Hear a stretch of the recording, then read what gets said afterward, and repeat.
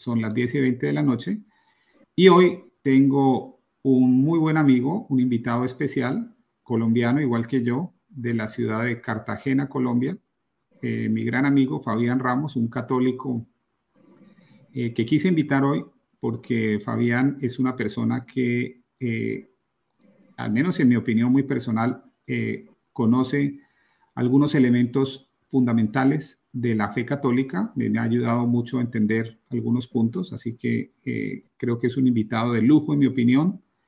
Y junto con Fabián vamos a mirar hoy un episodio que hemos llamado Técnicas para engañar a católicos incautos. Quería invitar de nuevo a mi amigo Fabián porque queremos tocar el tema de un pastor que ha salido por allí, o mejor dicho, que lleva bastantes años por lo que vemos, y parece que está dando un mensaje que crea tremenda confusión y en el fondo que busca, en mi opinión, engañar a católicos incautos. Entonces, bueno, primero, Fabián, bienvenido a Hosanna in Excelsis. Cuéntanos, antes de comenzar, muy corto, ¿cómo llegaste tú a la fe católica? ¿Qué te hace, qué es lo que te motiva para ser un católico comprometido como sé que tú eres? Hugo, muchas gracias antes que todo por la amable invitación. Un saludo muy especial también a toda tu audiencia que va creciendo y cosa que me alegra muchísimo. Bueno, te cuento que nací católico, católico de cuna. Mi madre me fue guiando, digamos, por estos caminos de la fe católica. Estando en la universidad, recuerdo yo estudiando Derecho, el tercer semestre, me encontré con un amigo protestante a quien quiero muchísimo. Este amigo empezó a cuestionar algunos aspectos de mi fe católica y yo me sentía sin respuestas, ¿no? No tenía respuestas. Me acercaba, para esa época entraba a un grupo de oración de jóvenes y me acercaba a la coordinadora de mi grupo a hacerle preguntas, las que me hacía mi amigo, y no encontraba respuestas, ¿no? Yo creo que yo era un poquito más curioso que mi amiga coordinadora. Y, y bueno, eso fue haciendo que me adentrase un poco al estudio de las cuestiones que se me planteaban y llegué a un punto, ¿no? Cuando se me cuestionaba el tema que de las imágenes, que por qué María Madre de Dios, que ustedes adoran a los santos, la Eucaristía, sobre todo el punto de la Eucaristía, ¿no? Ustedes sacrifican constantemente a Cristo, diariamente lo sacrifican. Y eso entonces fue haciendo que me adentrase al estudio y dije, estudiaré, si todo esto es cierto, yo quiero estar en la verdad, abandonaría entonces esta fe que poco conozco en ese momento. Y eso entonces fue lo que me hizo adentrar al estudio de la doctrina católica y cada día entonces enamorándome más de ella, viviéndola más, viviéndola mejor. Y bueno, eso reafirmó la fe y me hizo comprometerme un poco más con mi fe católica y tratar también de ayudar a algunos hermanos en el crecimiento de la fe católica. Eso básicamente. De las cosas que yo he visto donde más te especializas es en el tema de la Eucaristía, ¿correcto? Ese fue el punto central porque sabes que esta amiga me dice, mira, yo no tengo respuestas para darte, no sé lo que me preguntas. Yo le hablaba de la carta a los hebreos, ¿cómo así que en la carta claramente dice Jesús se sacrificó una vez y para siempre? Entonces nosotros estamos volviendo a sacrificarlo. Y esta amiga me decía, mira, no te tengo respuesta, pero te aconsejo algo. Ve a la misa y escucha cada palabra que sale de la boca del sacerdote. Escúchala con mucha atención. Eso me pareció tonto, ¿no? Lo que yo quería era respuesta argumentativa, doctrinal. Pero sin embargo, en un acto de humildad dije, lo haré. Y eso cambió todo, ¿no? Porque ahí empecé a mirar cada cosa que se decía, cada gesto. Por ejemplo, cuando el sacerdote fracciona el pan, deja caer una partícula sobre el cáliz, ya con la sangre del Señor. Bueno, ¿y eso qué significa? ¿Por qué en las ipsísimas verbis el sacerdote se inclina? ¿Por qué? ¿No? ¿Por qué la mezcla del agua, como decía Justino Mártir? Apenas en el 150 ya Justino decía que se llevaba agua y vino mezclado, ¿no? Al sacerdote. Entonces, todo eso fue haciendo que me fuese enamorando de los gestos, los signos, como dice el Papa San Juan Pablo II en su encíclica Ecclesia de Eucaristía, comentando ese pasaje de los discípulos de Emaús, dice que cuando el corazón está enfervorizado, los signos hablan, los signos hablan. Entonces creo que eso es una gran verdad, ¿no? Cuando uno se ha enamorado de la Eucaristía, cada signo es elocuente. De muchas cosas no se necesita palabras, sino los mismos signos en la Eucaristía nos van diciendo mucho y lastimosamente de eso a veces no nos percatamos. Ojalá algún día, Hugo, tengamos la posibilidad, ¿no? De hacer algún programa sobre los signos eucarísticos, sería interesante. No, yo tengo, o sea, sinceramente tengo por lo menos 30 programas preparados o pensados de la Eucaristía, así que vamos a hacer muy seguramente más de uno. Pero bueno, vamos a comenzar con el tema en cuestión. Ok, entonces vamos a poner algo aquí, y aquí viene mi primer punto, Fabián. No sé si tú te has dado cuenta que últimamente, y este va a ser la primera técnica para engañar a católicos incautos, es que aparece una persona en el mundo protestante que se dice que tiene el título de doctor, y la gente en nuestros países, simplemente por el hecho de que digan que es doctor, ya creen que son una autoridad en temas, y específicamente en este caso de temas de Sagrada Escritura, en temas de patrística. Eso lo vimos recientemente en un programa con el famoso doctor Moore, que cuando fuimos a ver, su doctorado no era un doctorado en investigación, era un doctorado en ministerio, es decir, es un pastor mucho más culto que el promedio, pero no es un investigador ni es un experto en un campo del conocimiento. En este caso, con este doctor Noé, el caso es peor aún, Fabián, y como te lo voy a mostrar, es que su doctorado, si bien tampoco es un doctorado en investigación, es un doctorado de una universidad que se disolvió por problemas bastante turbios, así que bueno, ya llegaremos a ese punto, pero la lección número 1 para los católicos hoy es que una de las técnicas para engañar a católicos incautos es ese tema de la autoridad, ¿no? De vender al católico el hecho de que un protestante de estos tiene un título de doctor, y entonces la gente dice, wow, debe ser porque sabe muchísimo, ¿no? Entonces, esa es la técnica número 1. Y la técnica número 2, no sé si tú te has dado cuenta, Fabián, técnica número 2 es decir, es que yo fui católico, es que yo casi fui sacerdote. Eso, generalmente, muchas de esas afirmaciones no tienen sustento o no son sustanciadas, simplemente son afirmaciones que se dan sin ningún tipo de validación, pero tienen un impacto en muchas personas en creer que efectivamente lo primero que dice la gente, bueno, debe ser que una persona que iba a ser sacerdote, que ahora tiene un doctorado. No sé si te vas dando cuenta de que esas son como los dos puntos de entrada, Fabián, para ese tipo de personas que, como nos vamos a dar cuenta, aparentemente muestran mucho, pero en el fondo son muy poca la sustancia que ofrecen, ¿no? Pero no sé si tienes algún comentario al respecto. Sí, no, estamos de acuerdo, Hugo, y yo creo que en este caso de este doctor Acosta, él mismo se sostiene que estuvo estudiando para ser sacerdote y que tardó en estudios, dice él, aproximadamente año y medio. Yo no sé qué pueda estudiarse en año y medio, ¿no? Los sacerdotes se preparan durante 10 años y ese primer año apenas es lo que ellos llaman el propedéutico, ¿no? El introductorio, el primer año. Entonces, si este señor dice que duró año y medio formándose para ser sacerdote, no sé qué clase de formación pudo haber recibido. Y eso lo evidencia, creo que ahorita vamos a hablar a continuación sobre las distorsiones que tiene él sobre la doctrina católica, que evidencia que realmente fue alguien que no conoció ni conoce actualmente la doctrina que tanto critica.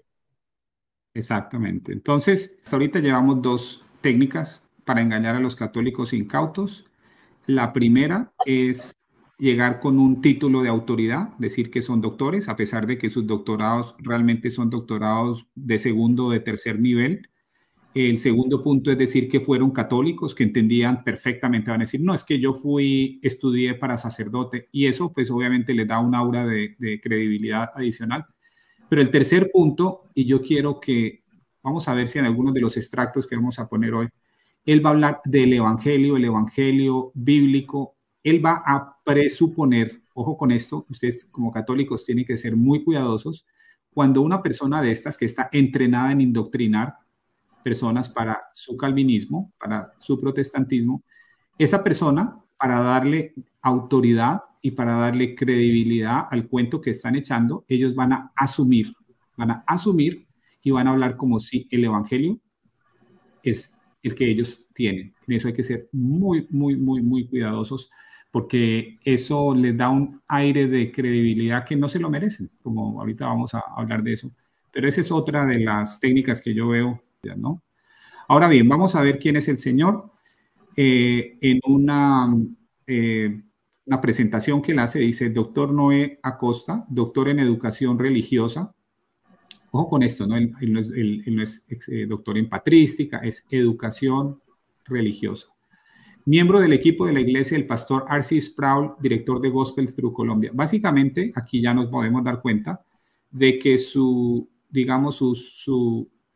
lineamientos teológicos son tipo calvinista. Él, vamos a ver si alcanzamos a escuchar, va a decir que es un calvinista de 5 puntos. Y básicamente, obviamente, va a creer en, digamos, una visión absolutamente determinista. Él va a hablar de la gracia con su entendimiento de la gracia irresistible, etcétera, etcétera. Entonces, mi punto es que esto es una forma de cristianismo muy particular, muy específica, muy calvinista, por supuesto, pero esto no es digamos, no es un tipo de cristianismo masivo, ¿no? Es más bien, no sé, Fabián, si tú te das cuenta, pero los calvinistas no son muchos, pero tienen mucha influencia, ¿no? Pero al final del día terminan siendo un grupo muy selecto, muy pequeño, donde lo que prima es, ante todo, muchos de ellos son más tipo intelectuales, a diferencia de los carismáticos que son más emocionales. Uno, con muchos de estos calvinistas son mucho más precisos en la exegesis, en el análisis intelectual de la Biblia, pero al final del día, como digo, son un grupo pequeño, pero es un grupo que hace mucho ruido, Fabián, no sé, ¿tú qué opinas? En este caso, uno asume por lo que dice este pastor que es bautista reformado. Estos bautistas nacen por allí por 1630. Estamos hablando cerca de 100 años después, más todavía de la reforma protestante, de la llamada reforma protestante. 100 años después. Y ya rompen con la tradición, ¿no? Recordemos que estos primeros reformadores, en particular si uno revisa la Confesión de Augsburgo de 1530, uno ve cómo el bautismo, por ejemplo, de niños es necesario para salvación, de acuerdo a los luteranos todavía hoy, pero puntualmente en la Declaración de Augsburgo. Entonces, luego de esta entrada de los anabaptistas y surgen los bautistas, repito, 1630, rompen con esta tradición y por eso uno no sabría si realmente pueden tener el calificativo ellos de bautistas reformados como se presenta. Y dentro de los bautistas hay dos corrientes, ¿no? La de Smith, estos bautistas llamados bautistas generales, que son los que tienen o creen en una expiación universal. Cristo murió para todo el que cree, pero están estos de línea particular, así los llaman, bautistas particulares, porque entienden que la expiación de Cristo fue para un grupo que ellos llaman elegidos, ¿no? Cristo murió por los elegidos. Y estos se identifican con los calvinistas, como es el caso de este pastor. Entonces, realmente uno pues tiene allí que adivinar qué clase de bautista es, ¿no? Si adhiera a la confesión del 68, a la del 44. Entonces, esas situaciones pues toca de lo que percibe uno es que se trata o se autopercibe como un bautista reformado. Es lo que uno le entiende. Lo cual nos permite también concluir que el protestantismo es profundamente complejo, con sus divisiones y sus fragmentaciones. Termina siendo, de nuevo, excesivamente complejo tratar de entender cada uno de ellos qué es lo que cree, ¿no? Pero bueno, vamos a leer qué es lo que dice el doctor Noé Acosta, director ejecutivo de Gospel Through Colombia. Estudió con padres misioneros de la Consolata en Colombia. Iba a ser un sacerdote, mas por la gracia de Dios se graduó en doctorado, como si la gracia de Dios como si fuera una maravilla dejar de ser sacerdote por ir a estudiar un doctorado supuestamente en educación religiosa en el Faith Theological Seminary. Bueno, entonces aquí vamos con el Faith Theological Seminary. Yo lo que hice, Fabián, como hago siempre, cuando me dicen que es doctor y cuando tratan de presentar esas credenciales, pues yo voy y hago lo que tú como abogado conoces que se llama la debida diligencia y hago mi investigación, trato de entender de qué institución se graduó, si es una institución de alto nivel, si es una institución reconocida y bueno, la institución de la que él se graduó es bastante problemática. Es una institución que hoy no existe, es una institución que está llena de problemas, fue cerrada o mejor dicho, se le quitó el permiso para educar en el año 2019. Eso está aquí. Si ustedes pueden ver aquí, se llama Faith Theological Seminary.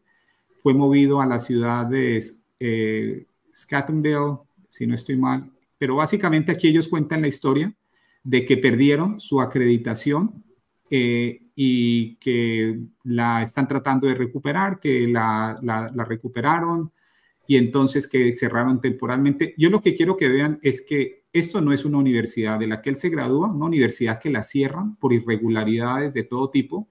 Una de las irregularidades era que el director de tesis del doctor Noé es una persona que falló en demostrar acreditación ante una de estas organizaciones que se llama TRACS. Entonces, aquí podemos darnos cuenta de que no estamos hablando de una organización, él no viene de una de institución académica de primer nivel, esto es una institución académica, primero que todo, en problemada, que tuvo que ser cerrada por problemas serios. Y por otro lado, si ustedes quieren darse cuenta, y aquí está, este es el mapa, miren, este es un barrio de Maryland, y básicamente, cuando ustedes hablan de un doctorado, uno se imagina universidad. Incluso yo en la universidad que me gradué en Colombia es una universidad grande, hay varias facultades, hay varios edificios. Miren esto, el seminario, y aquí ustedes pueden darse cuenta, está aquí en el mapa, es un seminario que, vamos a ver, vamos a hacerle zoom aquí. Este es el seminario. Esta bodega que ustedes ven aquí es el seminario. Así que a mí que me vengan a decir que esto es un seminario de alto nivel, una bodega básicamente de la que él se graduó, pues simplemente hay que exponerlo porque muchas personas se hacen a la idea de que una persona que tiene un doctorado, que viene de Estados Unidos, es una persona que viene de una institución de alto nivel. Este definitivamente no es el caso con este doctor, ¿no? Así que hasta aquí yo creo que cuando hice mi investigación y me di cuenta de todos los problemas que ha tenido este seminario teológico, bueno, pues me empecé a dar cuenta de que creo que no vamos a llegar muy lejos con el doctor Noé, ¿no? Así que, bueno, ese es el primer punto. El segundo punto es que dice que su tesis de grado fue Estudio comparativo de la doctrina oficial de la Iglesia Católica Romana, el Catecismo de la Iglesia Católica versus las Sagradas Escrituras. Aquí, de plano, entramos en un problema, como si el catecismo estuviera en oposición a las Sagradas Escrituras. Si alguien es honesto y es medianamente objetivo, va a abrir el catecismo y se va a dar cuenta de que el catecismo está repleto de principio a fin de citas bíblicas.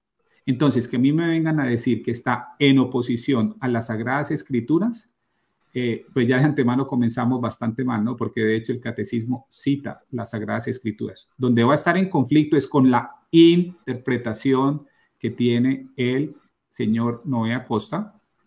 Esa va a ser el problema. No es un tema de que esté en conflicto, sino está en conflicto es con la interpretación que él tiene, una interpretación calvinista surgida de unos presuposiciones que surgen en el siglo XVI, básicamente, ¿no? Entonces, no sé qué opinas, Fabián, pero hasta ahora, ¿cuál es tu feeling con respecto al título que tiene en el Faith Theological Seminary?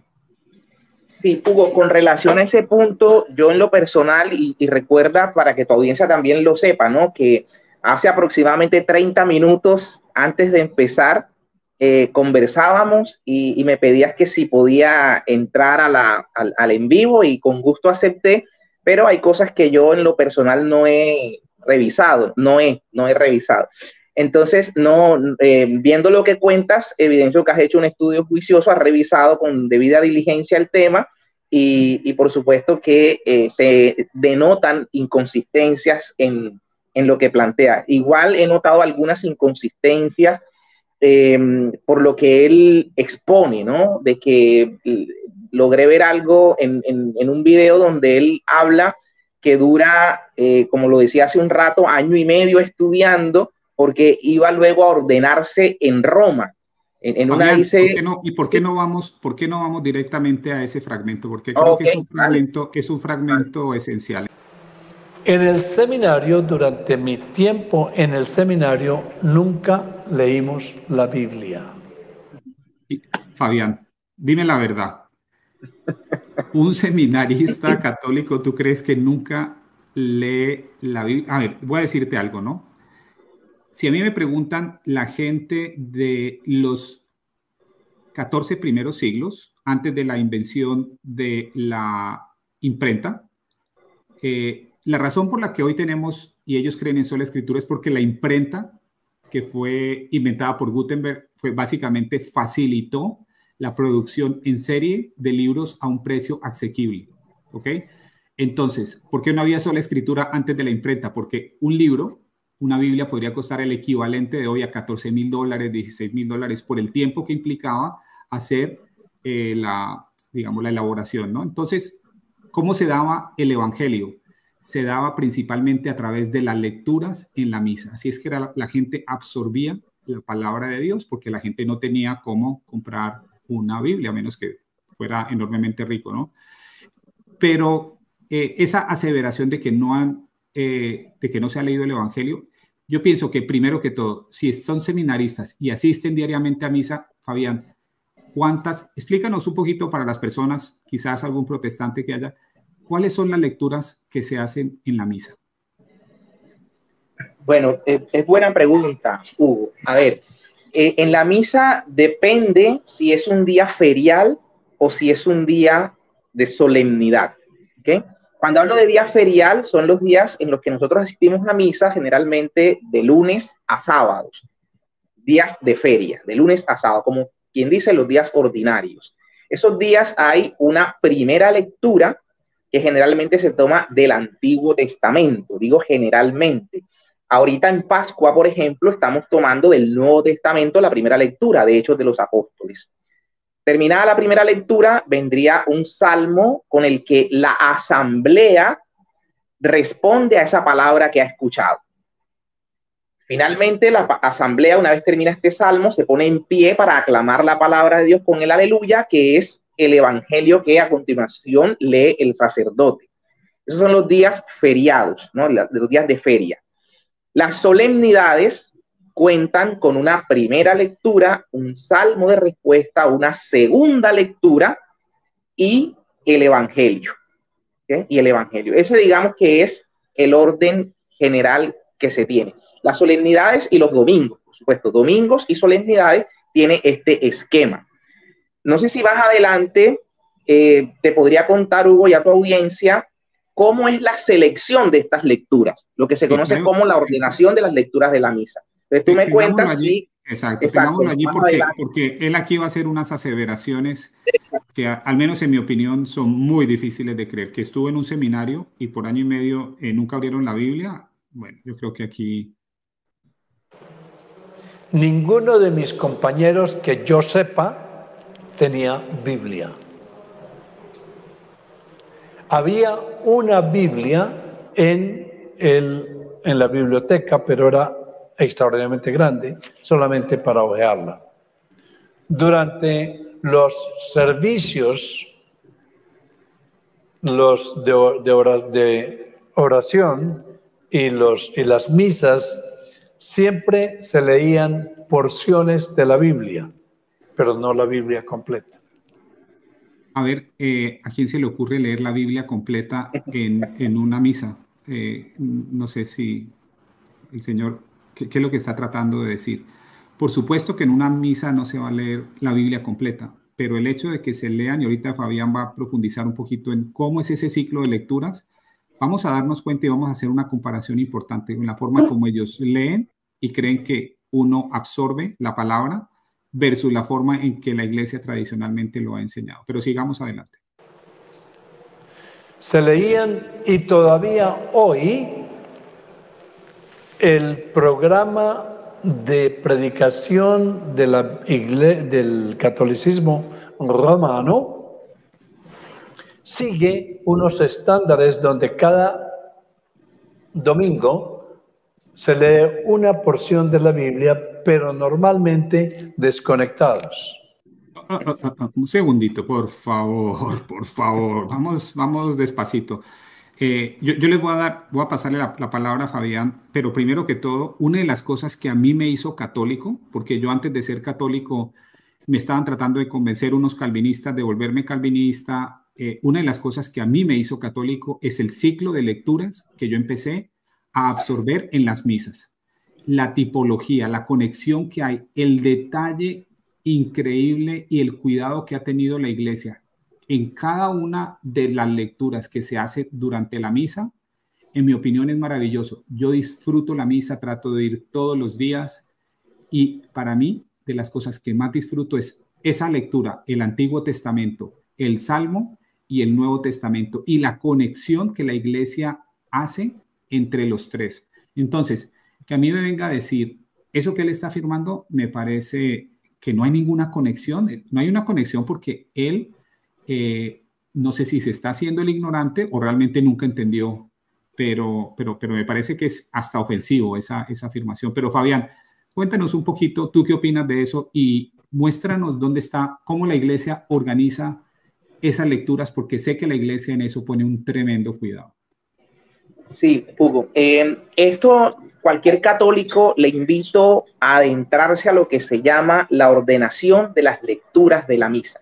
Ahí se nos explica cómo y el por qué las lecturas que se hacen entre semanas y cada domingo, ¿no? Y en las solemnidades, por supuesto, en las memorias libres y obligatorias. Pero el tema aquí fundamental es cómo la iglesia ordena las lecturas que se hacen en la celebración eucarística, en la liturgia de la palabra, voy a decirlo de esta manera, en una doble vía, ¿no? En una doble vía. ¿Cómo así? Lo primero es una lectura desde el punto de vista temático, ¿ok? Temático. ¿Por qué? Porque de lo que se trata en la celebración eucarística es de celebrar los misterios de la vida de Cristo. Recordemos como católico esa premisa sobre la que está construida también nuestra fe, ¿no? Lex orandi, lex credendi. Aquello que creemos, lo oramos, lo celebramos. De los misterios de la vida de Cristo, los celebramos. Por tanto, nosotros, nuestro año se divide, el año litúrgico, celebrando esos misterios de la vida del Señor. Desde que celebramos sí, esos misterios también son esos eventos, como para que la gente lo entienda, son esos eventos a lo largo del año que tienen significación desde el punto de vista espiritual, la Pascua. Absolutamente. Todas esas empezamos en todo el orden, ¿no? Desde que el Señor es anunciado, desde que el Adviento en sí mismo, un tiempo de espera para celebrar luego la encarnación, el nacimiento de Cristo, ¿verdad? Entonces celebramos el Adviento, ese tiempo de espera, luego vamos a celebrar la Navidad del Señor, luego vamos a empezar un tiempo ordinario con el bautismo del Señor y su vida pública, todo su ministerio, sus milagros, etcétera. Y luego venimos a celebrar la Pascua, pero nos preparamos para eso con la Cuaresma. Arrancamos un miércoles, 40 días de preparación para la Pascua. Entonces celebramos la Pascua que se extiende por 50 días. De hecho, al día 40 estamos próximos a celebrar la ascensión del Señor. Y el día 50 clausuramos la Pascua con la fiesta de Pentecostés. Y luego volvemos al tiempo ordinario hasta la semana 34 con la solemnidad de Jesucristo, Rey del Universo. Se cierra todo ese ciclo litúrgico en el que estamos celebrando todos los misterios de la vida de Cristo. Entonces, por ejemplo, Fabián, sí, un ejemplo. Estamos ahorita, como tú dices, estamos cerca de la Pascua. Si alguien va a misa estos días, ¿qué tipo de lecturas va a escuchar? Muy buena pregunta. Si hemos venido diariamente a la celebración eucarística, hemos estado desde el capítulo 14 y ya ayer llegamos al capítulo 15 de la vid verdadera. No sé si los que están presentes recuerdan. Y hoy seguimos en esa línea, ¿no? Seguimos ya en esa línea de ese testamento de Cristo, ese discurso de despedida del Señor, porque la liturgia nos va preparando para Pentecostés, para la venida del Espíritu Santo. Entonces, las lecturas están en esa línea, ¿no? En esa línea del Señor despidiéndose, anunciando el Espíritu Santo para celebrar la fiesta de Pentecostés. Pero la próxima semana vamos a estar celebrando la ascensión del Señor. En algunas partes va a ser el jueves, porque allí se cumple el día 40, el jueves, pero en algunas conferencias episcopales, como en mi país, para garantizar la asistencia de los católicos, esa solemnidad se corre para domingo. Entonces la celebramos el domingo, la ascensión del Señor. Y luego, Pentecostés. Entonces, las lecturas nos van llevando en esa secuencia, ¿no? Señor despidiéndose. Le hablo del Evangelio. Y hay otro tema muy importante, esto lo escuché de un rabí judío, donde se le preguntaban, le decían, bueno, pero ustedes, ¿por qué no tienen un catecismo? ¿Por qué ustedes no tienen, digamos, un libro que vaya guiándolo uno paso a paso? Y él le respondió, es que nuestro calendario litúrgico es nuestro catecismo. ¿Me explico? Para nosotros, las lecturas junto con esos eventos especiales que hay durante el año, que honramos, con los que nos conectamos, con los que meditamos, eso es realmente lo que nos va formando como cristianos. No es simplemente una lectura plena y seca de capítulos de la Biblia o de libros de la Biblia. No, es el conjunto. Y esa es la forma en que la iglesia ha enseñado. Y si no estoy mal, y corrígeme si estoy equivocado, pero si no estoy mal, es Justino Mártir cuando explica la liturgia en el siglo II, donde cuenta que efectivamente la liturgia tiene la liturgia de la palabra. ¿Es correcto, Fabián? O sea, ahí es claro, ahí donde... Claro, en el año 155 aproximadamente, en una de las apologías de Justino Mártir, en este caso la que escribe al emperador Antonino Pío, ahí le escribe Justino Mártir sobre la celebración que se hacía el Día del Sol, así era llamado el domingo, ¿no? En aquel momento, el Día del Sol. Y él cuenta cómo, aparte de la liturgia eucarística, de la fracción del pan, y que se llevaba incluso a los enfermos, él cuenta cómo extensamente se leían las enseñanzas de los apóstoles. Eso claro que sí lo cuenta Justino, dejando claro esa división de la liturgia de la palabra y la liturgia eucarística. Así es, estás en lo cierto, es Justino Mártir. Entonces, cuando a mí una persona como esta viene a darnos lecciones, cuando nosotros tenemos una tradición de 2000 años, hemos llevado el evangelio a todos los rincones de la tierra, me parece un poquito presuntuoso, y me perdonas, Fabián, pero es presuntuoso, al menos en mi opinión. Pero bueno, sigamos porque hay mucho más, ¿no?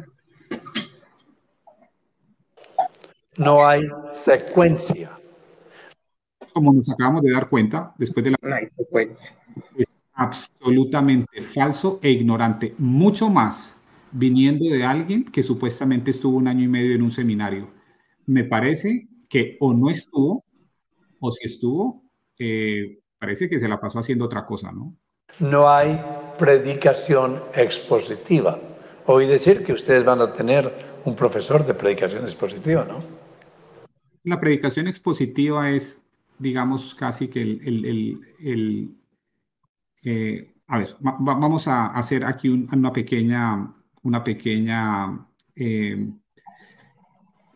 aclaración, pienso yo, Fabián, y sería la siguiente. Es, cuando tú vas a un servicio protestante, precisamente como uno de estos del Dr. Noé, lo que vas a encontrar es una banda donde hay una alabanza y donde un pastor sale adelante y hace una predicación, ¿cierto? Una predicación que, como ellos llaman en este caso particular, y va a hablar mucho de la predicación expositiva.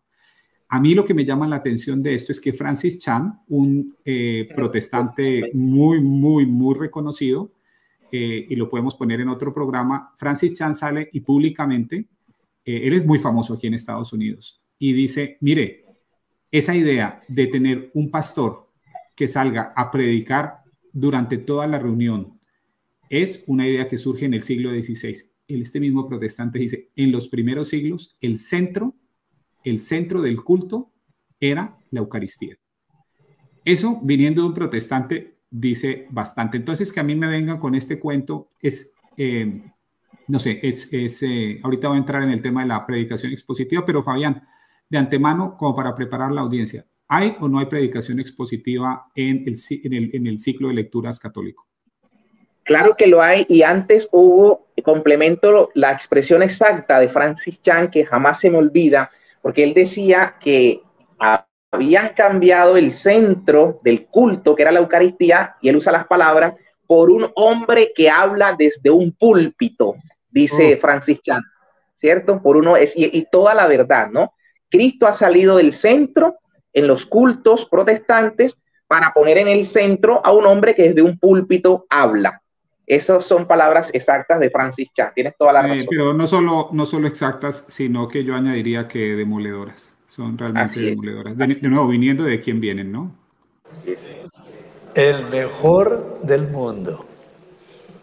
El mejor, realmente el mejor del mundo. Stephen Lawson viene la próxima semana. Espero que no se haya graduado del seminario Faith Theological. Es increíble que haya aceptado venir a enseñar 30 horas. Predicación expositiva es cuando se deja que la Biblia hable. Se toma un libro de la Biblia y el pastor, semana tras semana tras semana, predica solamente ese libro desde el principio hasta el final. Bueno, nosotros los católicos, semana tras semana y día tras día, recibimos la palabra de Dios, más no solamente el Nuevo Testamento o un libro del Nuevo Testamento, sino que también una lectura del Antiguo Testamento, uno de los salmos.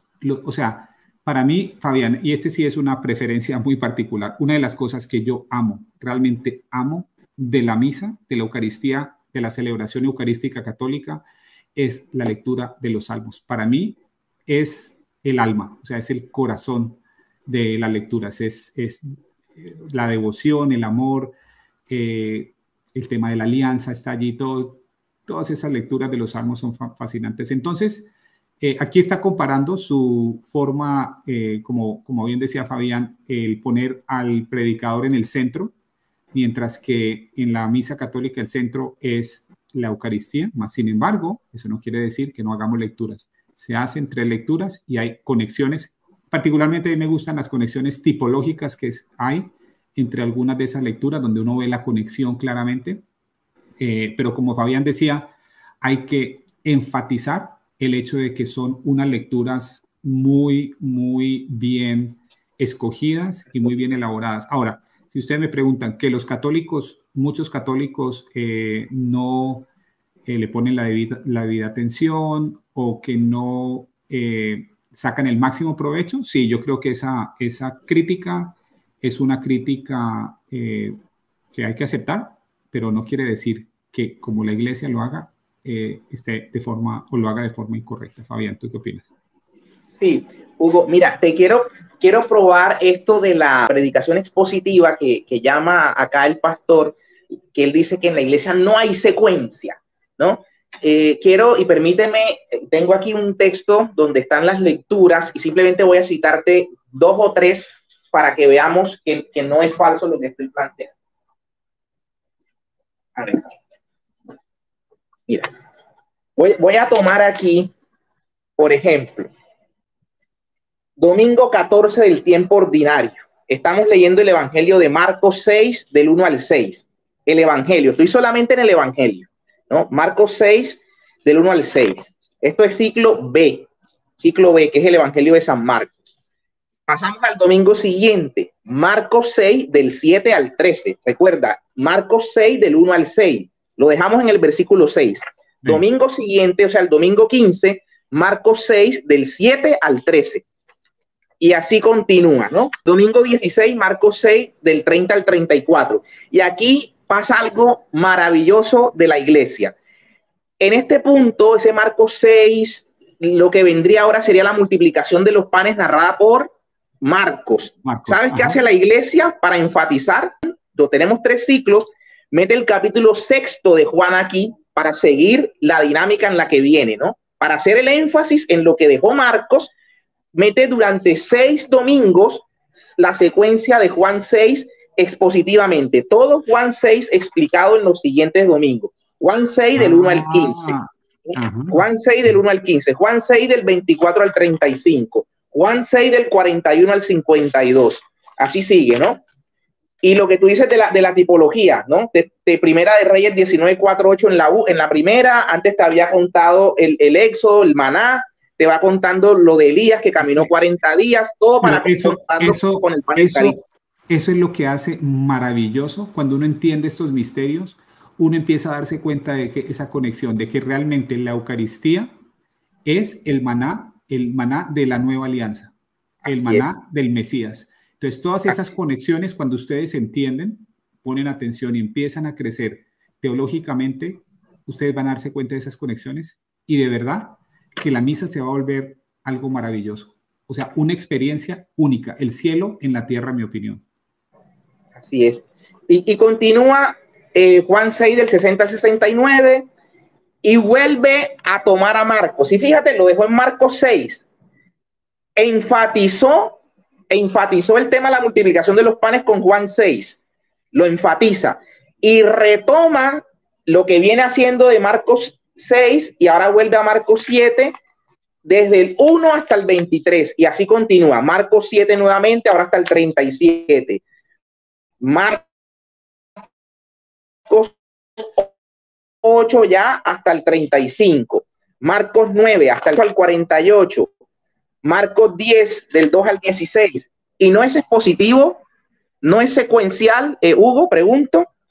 Marcos 10 del 17 al 30. Marcos 10 hasta el versículo 45. Marcos 10 del 46 al 52. Estoy en el domingo 30 del tiempo ordinario, ¿no? Y sigue cada domingo. Ahora Marcos 12 del 28 al 34.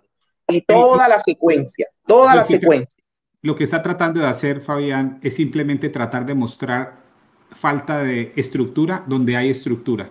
Entonces, el católico despistado, descuidado a decir, sí, ahí le leen unas cosas, pero nada que ver uno con lo otro, pero cuando uno mira realmente esa secuencia como la presenta Fabián, uno va a darse cuenta de que efectivamente tenemos predicación expositiva. Claro. Y también tenemos predicación temática, es decir, se van tocando temas particularmente. Ese es el punto, que fíjate cómo él presenta una especie de falso dilema, que es lo uno o es lo otro. No es cierto. Y la iglesia te plantea lo uno y lo otro. Toma un tema, por ejemplo, ahorita estamos en Pascua y ayer, si tú te diste cuenta, Hugo, se nos presentó en la primera lectura, estamos en el Concilio de Jerusalén, Hechos 15, ¿verdad? Y venimos en toda esa secuencia de la Pascua y mostrándonos todo lo que los apóstoles fueron realizando en toda la Pascua. La primera lectura siempre estuvo tomada de Hechos de los Apóstoles, ¿ok? Y entonces, esta lectura que he citado los domingos, si yo leía cuál era la segunda lectura, se venía haciendo el énfasis en el libro de los Hebreos, la carta de Pablo. Yo digo Pablo porque fue Pablo. Por ahí dirán algunos, no fue Pablo, pero sí, carta de Pablo a los Hebreos. Y esa secuencia de la carta a los Hebreos mientras se lee toda es positiva. Y así, por temas, dependiendo, porque si vamos a hacer la ascensión, por supuesto que ahí se puede romper la secuencia que traemos para que la lectura haga el énfasis en la ascensión del Señor. ¿Okay? Entonces, ese digamos que es la mecánica en la que la iglesia selecciona las lecturas de la misa, alternando entre lo temático y lo expositivo.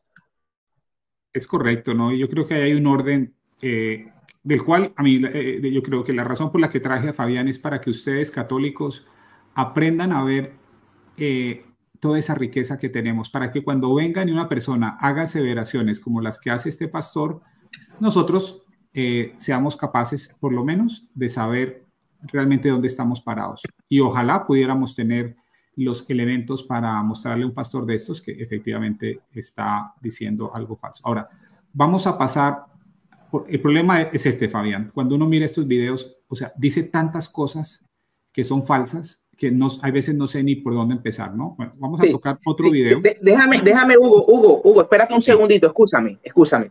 Permíteme cerrar este punto con algo con lo que yo quisiera derruir por completo ese mito que hay, como si la iglesia estuviese divorciada de las escrituras. O sea, como si voy a decirlo de esta manera, como si la iglesia de las escrituras, que es la iglesia católica, estuviese divorciada de las escrituras que son suyas. ¿Y cómo quiero demostrar esto? Miren, si nosotros católicos, esto es un mea culpa desde lo personal y de pronto colectivo también como católico, pero no de la iglesia. La iglesia nos ofrece las herramientas para que estemos nosotros como católicos impregnados de palabra de Dios desde que abrimos los ojos hasta la noche en la que dormimos, la hora última de nuestro descanso. Y lo explico rápidamente para no quitar mucho tiempo. Miren, la iglesia, lo que dice San Pablo en 2 de sus cartas, ¿no? Que cuando oremos, lo hagamos con himnos, con salmos y con cánticos inspirados. La iglesia, fiel a ese mandato de San Pablo, nos regala lo que se conoce como la liturgia de las horas. Así como nosotros bendecimos y glorificamos a Dios a lo largo del año litúrgico, celebrando los misterios del Señor, también el día lo bendecimos desde la mañana hasta la noche. Entonces, al abrir los ojos, la iglesia nos pide que hagamos el rezo o la oración de laudes. ¿De qué está compuesta? De un himno, que no voy a decir que sea palabra de Dios, un himno, 3 salmos que son palabra de Dios, un cántico evangélico tomado del evangelio, sea el cántico de Zacarías, por ejemplo, en las laudes, el cántico del Magníficas en las vísperas. Cuando dices evangélico, no es protestante, es evangélico de los evangelios. Correcto, tanto el evangelio, y ahí es bonito, ¿no? Porque la liturgia de las horas nos pide que le demos la tratativa al cántico evangélico en la liturgia de las horas, igual que se le da en la celebración de la misa. O sea, el cántico evangélico se hace en pie, en pie. Entonces, bien, 3 salmos, el cántico evangélico, ahí hay 4 palabras de Dios, ¿no? Una lectura que la liturgia llama lectura breve, pero es un texto, digamos, generoso, lectura breve. Ahí tenemos por lo menos, estoy hablando de los 3 salmos, el cántico y la lectura breve, ahí hay 5 textos de palabra de Dios. En la mañana al levantarnos, ¿no? Las laudes. Luego a eso de las 9 de la mañana se nos pide que hagamos la oración que se conoce como la oración de tercia, igual compuesta por salmos, por la lectura breve, por un cántico. Luego a las 12 del mediodía, la hora sexta, de ahí viene la palabra siesta, igual salmos, igual cántico, igual la respectiva lectura breve. Luego a eso de las 3 de la tarde, la hora nona, a la que San Pedro iba a orar, dice el texto, a la hora nona, en la azotea cuando tuvo la visión. Entonces, a la hora nona, nuevamente es el salmo y el cántico. A la hora de las vísperas, entre las 5 y las 6 de la tarde, otra vez toda esta estructura que dice San Pablo, himno, salmo y cánticos inspirados, la lectura breve. En la noche, lo que se llama las completas, antes del descanso nocturno, igual los salmos, la lectura breve. ¿Cuánta palabra de Dios en todo el día? Y nos queda faltando lo que se conoce como el oficio de lecturas, también compuesta por una salmodia, por una lectura sustanciosa de la palabra de Dios, que también es secuencial cada día, y una lectura patrística. Los católicos nos formaríamos en patrística haciendo este rezo de la liturgia de las horas. Estos libros que ven acá, estos 4 tomos, no sé si se logra ver, Hugo, son precisamente esta liturgia de las horas, que está cargada de palabra de Dios, salmos, repito, o sea, los salmos, los cánticos, etcétera. Ya esto hoy día está en el celular, ¿no? Ya esto se compró cuando los celulares no traían estas aplicaciones, que hoy todo el que quiera hacerlo la tiene en la mano. Entonces, si como católico... Y según el doctor Noé no leemos la Biblia. Ahí voy, ¿no? Entonces, es absurdo, ¿no? Es absurdo cuando uno oye esas críticas que se la hagan al mal católico. A mí háganme esa crítica, ¿no? Decirme, Fabián, tú no lees la palabra de Dios, tú no haces la oración que la iglesia pide, que te impregnes de palabra de Dios. Listo, yo acepto la crítica como Fabián Ramos, pero la iglesia, mi madre iglesia, me está dando el alimento allí de la palabra de Dios, y no he contado en todo esto la misa diaria encima, ¿no? La lectura que tiene la misa diaria. Entonces, un domingo, ¿cuán cargado de palabra de Dios estamos si hacemos todas estas oraciones en el día con la palabra de Dios, no son meros rezos, meros repeticiones, como dicen ellos, estamos orando y meditando con la palabra de Dios todo el día hasta la noche, incluyendo la Santa Misa y las lecturas de la misa. ¿Okay? O sea, es una acusación definitivamente absurda. Y cierro con esto, Hugo. Mira, si aquí nosotros cuando entramos a una iglesia, ¿verdad? Y llegamos al presbiterio, ahí vamos a encontrar lo que son los Munera Christi, los oficios de Cristo, ¿no? El altar, Cristo sacerdote. La sede, desde donde el sacerdote se sienta y dirige la oración, Cristo Rey. Y el ambón, que ahí quería llegar, el ambón desde donde se proclama la palabra de Dios. O sea, en la iglesia hay una especie, voy a llamarlo así, de altar de la palabra de Dios. O sea, la valía que los católicos le damos a la palabra de Dios, que el ambón está diseñado exclusivamente para que desde ahí se proclame la palabra de Dios. Entonces, la iglesia, aún con los signos, está marcando siempre la primacía que tiene la palabra de Dios en el culto católico. ¿Okay? Liturgia de la palabra y liturgia eucarística. Y como el Señor no sabe leer esos signos, en su ignorancia, a pesar de que dice que estuvo 1 año y medio estudiando para sacerdote, pues dice unas cosas que son absolutamente absurdas, ¿no? Así que... Así es.